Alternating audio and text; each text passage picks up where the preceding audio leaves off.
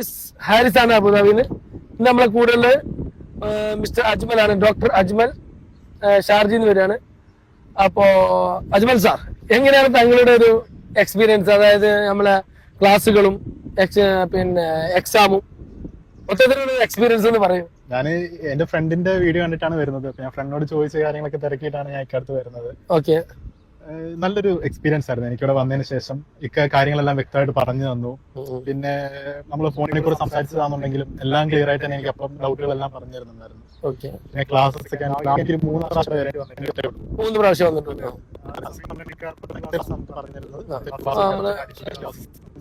അതിന്റെ എക്സാമിന് കുറച്ച് അഡീഷണൽ ആയിട്ട് നമ്മൾ എടുത്തിട്ടുണ്ട്. അതെ, പിന്നെ നമുക്ക് ഡ്രൈവിംഗ് ടെസ്റ്റ് ഇരുന്നപ്പോ നല്ല സുഖമായിരുന്നു കേട്ടോ.